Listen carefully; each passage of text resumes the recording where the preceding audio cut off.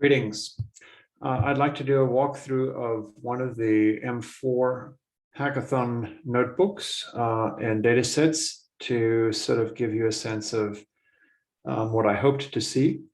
And hopefully it'll help you out as you progress through your WOW project deliberations.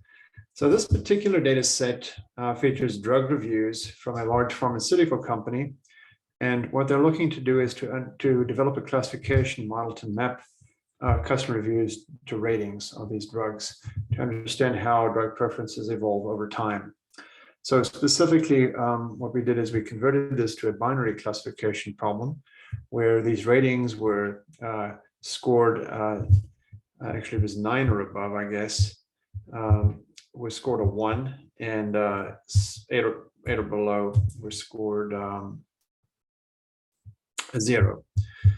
And so the application or the use case here would be, the drug company is interested in keeping in its portfolio drugs over the counter and prescription drugs that are going to, be attractive to customers going forward, hopefully ranked 9 or above, and then maybe to sell off underperforming drugs to smaller manufacturers. We're going to use AUC as the primary metric of classifier performance. And one of the things that we really never talked about was how classifiers work. So I want to just spend a moment and think with you, about how that goes. So each of these classifiers, well, many of them, not all of them, compute something called a propensity for each instance, and then it compares that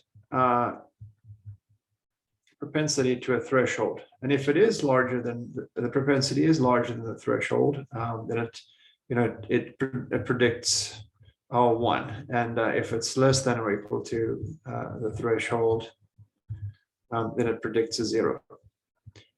So obviously the threshold matters, and so does the propensity. So I think you can imagine that some instances in your data set are going to be harder to classify than others. And the ones that are hard to classify may have propensities, around a half. They sort of, on the fence, right? Whereas instances that are not hard to classify may have propensities that are closer to 0 or 1. Now, what happens when we maximize the AUC metric is, we push propensities away from the unit interval. So you've got 0, 1. And so, it's going to put pressure on these instances to have propensities that are, closer to 0 or 1. And so classifiers that are optimized with respect to AUC tend to be more definitive in the classifications that they make. They don't end up with propensities as far as possible sitting too close to 0.5. So that's why I personally like the metrics, because they produce why I like the AUC metric, because it produces a classifier that is definitive. All right, so for this hackathon, we were looking at developing 2 code classifiers, one PCA variable classifier, and then documenting these with confusion matrices and learning curves. I'm just going to show you one workflow and just sort of generally talk about, I'm not trying to answer the hackathon problem. This initial video is really just to expose you to the business problem and the data set, because 6 sections are taking the course and only 1 section got to see this data set.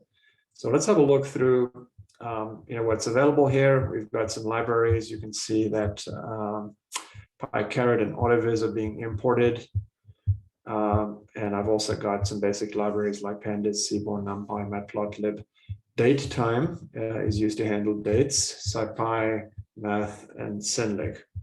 I've also got a bunch of sklearn methods in here, a lot of classifiers, some pipeline stuff, the learning curve down here, some metrics down here, quite a lot of things actually. I've also got LightGBM and XGBoost that are installed here. And then WordCloud and NLTK, because we're going to be working with some text in this data set. And also IMBlearn. IMBlearn allows you to build a pipeline with Smart in it. Okay, so the data dictionary is featured here. And before pre-processing, we have the following. We have the name of the drug.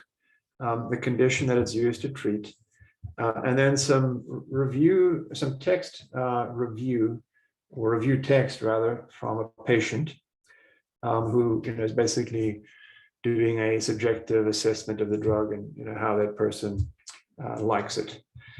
The patient also provides a rating on a 10-star scale, and then there's the date of the review, and then there's also the number of users who found the review useful. So we call that useful count. Now we're going to pre-process this this information, especially the date and the text are going to be transformed.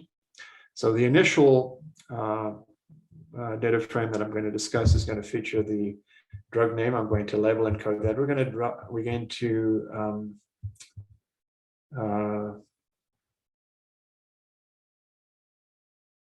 I guess we're going to label and code the drug name. I thought we were going to drop it, but I guess we label and code it.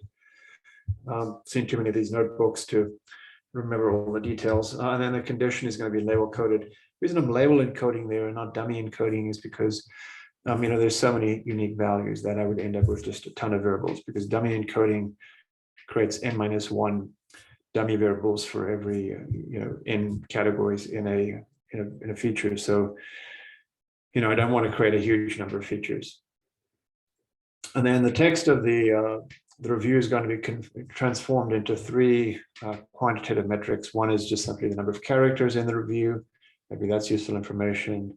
The positivity of the review, just the sentiment of the review, and then also its subjectivity, how biased it is. More work could be done on the text. We could do some latent Dirichlet analysis and do some topic analysis, something along those lines.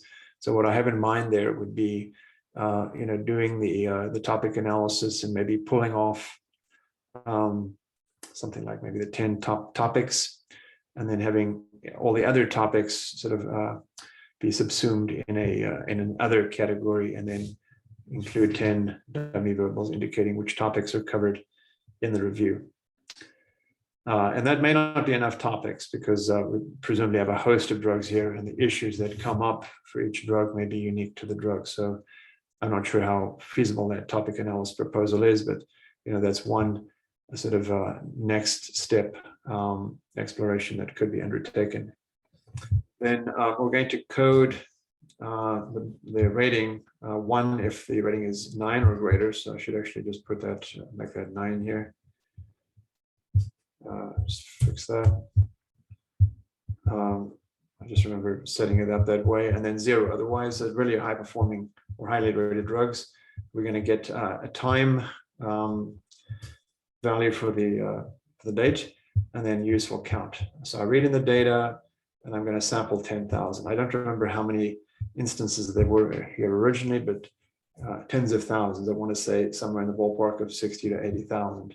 But we will sample 10. Okay, so I'm going to stop this clip here. We'll look at the EDA in the next one.